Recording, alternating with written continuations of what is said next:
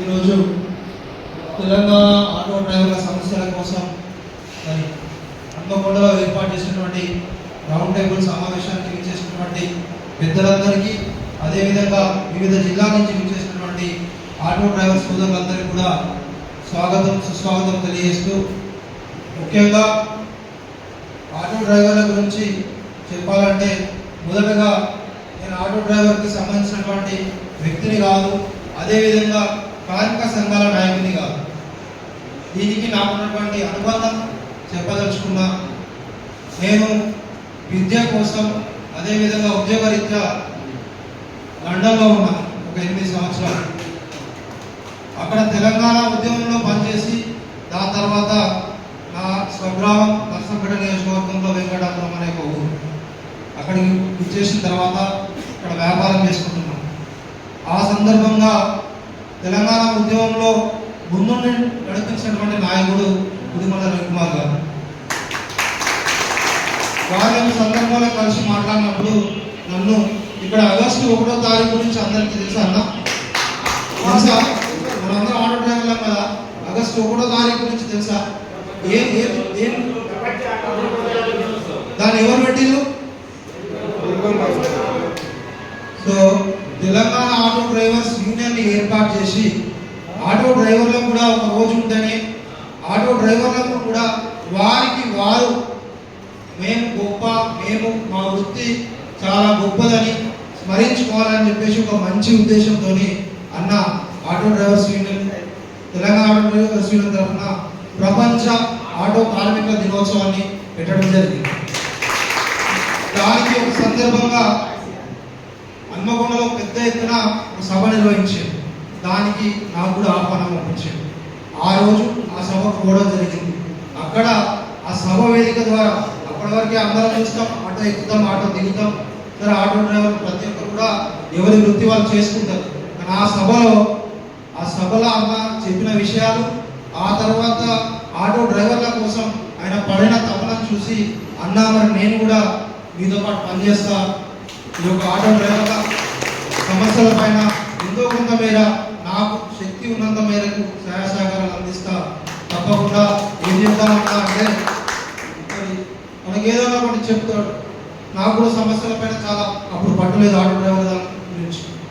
దానిపైన అన్నతో చర్చించడం, దాని తర్వాత మాది నర్సంపేట నియోజకవర్గం ఎంతమంది చెప్పినాం. ఇక మొత్తం రాష్ట్రం మొత్తం అంటే నాతో కాదన్నా, నేను ఏ పరిధిలో ఉన్నానో ఆ పరిధిలో ఉన్నటువంటి డ్రైవర్లకు నా తోడ్పాటు అందిస్తా, మీరు ఎటువంటి విషయాలు చెప్తే దానిపైన ఉంటామని చెప్పేసి చెప్పడం జరిగింది. ఇంతమంది సోదరుడు మాట్లాడి గోడం విద్యాసాగర్ అని మా మండలంలో సర్పంచ్ ఆయన కూడా కార్మికుల సమస్యల పట్ల కొద్దిగా అవగాహన ఉన్నటువంటి వ్యక్తి. తనను తోడ్పాటు చేసుకొని నర్సంపేట నియోజకవర్గంలో ఈరోజు మేము గర్వంగా చెప్తాం, తెలంగాణ ఆటో డ్రైవర్స్ యూనియన్ తరఫున ఈ మధ్యలో ఇంతకుముందు పెద్దలంతా కూడా ఎంపీలు, యూనియన్స్ కూడా 2-3 అధికార పార్టీ మారింది కాబట్టి కొన్ని యూనియన్స్ కూడా పుట్టుకొచ్చాయి. కానీ గత 10 సంవత్సరాలు ఏ ఆటో డ్రైవర్ కూడా నర్సంపేట నియోజకవర్గంలో ఆపద వస్తే దాన్ని తీర్చడానికి తెలంగాణ ఆటో డ్రైవర్సే ముందు. రవాణా నాయకత్వంలో మేము రవాణా దాకా కూడా సమస్య రాణించేది కాదు. మా ప్రతి పోలీస్ స్టేషన్, మాకు 6 మండలాలు ఉంటాయి.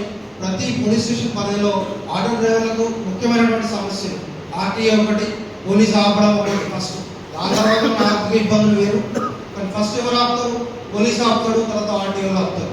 మేము ప్రతి పోలీస్ స్టేషన్ పరిధిలో ఈ రోజు కూడా మా దగ్గర ఆర్టీఓ ఆపరు, మా దగ్గర పోలీస్ స్టేషన్ విలువలు ఒకటి మేము వాళ్ళకి చెప్పింది ఏంటంటే రిక్వెస్ట్గానే మండలాల్లో ఆటో అడ్డాలు ఉంటాయి కదా, మనకి అడ్డాల నుంచి మండల కేంద్రాలకు ఏ ఆటో కూడా ఎవరు ఆపరు. అది దాటి సిటీకి ఎవరైనా నడుపుకుంటే మాత్రం పక్క పేపర్లు ఉన్న ఆటోలే సిటీకి పోవాలి. దాని ఆపితే యూనియన్ ఏం చేయదు.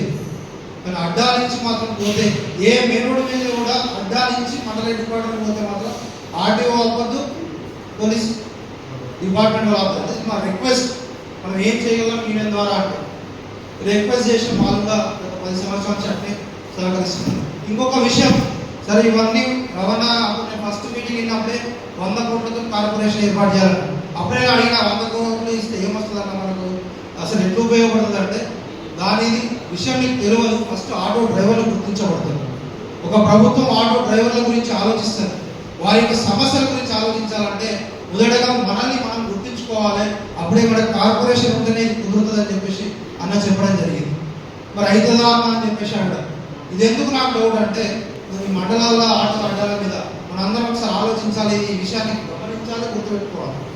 మాది దుగ్గొండ మండలం, 150 ఆటోలు ఉంటాయి ఒక అడ్డ పైన. అంటే అన్ని మండలం సంబంధించిన 7 నుంచి 8 అడ్డాలు ఉంటాయి, అన్ని కలిపి 150 ఆటోలు ఉంటాయి. ప్రతి మే 1కి ఆగస్టు 1 మీటింగ్ ఉంటుంది.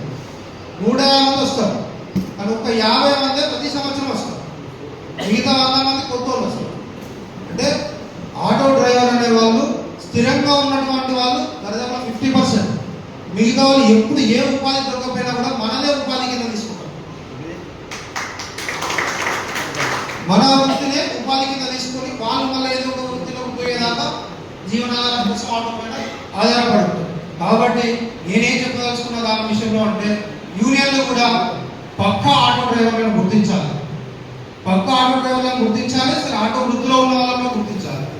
కానీ రేపు పొద్దున మనకు కార్పొరేషన్ వచ్చినా ప్రభుత్వం 12,000 మనం 20,000 డిమాండ్ చేస్తాము, వాళ్ళు 12,000 ఇచ్చినా 20,000 ఇచ్చినా మీ ఆటో డ్రైవర్లు ఏరి అన్నప్పుడు మనం ఇంతమంది ఉన్నాం, 6 లక్షల మంది ఉన్నాం అనేది మన లెక్కలు రికార్డ్స్. కానీ 6 లక్షల పైచీలకు ఉంటాం, ఎందుకంటే రికార్డులో లేని డ్రైవర్లు వస్తూ ఉంటారు, పోతూ ఉంటారు. తప్పకుండా వాళ్ళ సమస్యలు మనం గుర్తించాలంటే ఆటో డ్రైవర్లను కూడా మనం గుర్తించుకోవాలి. ఇది యూనియన్లే చేయగలుగుతాయి, అక్కడ ఉన్నటువంటి అడ్డాల పైన ఉన్నటువంటి నాయకులే చేయగలుగుతారు, ఆ విధంగా జేఏసీ నాయకులు చేయగలుగుతారు. రవాణాకు చాలా పెద్ద ఎత్తున అవకాశం ఉన్నది.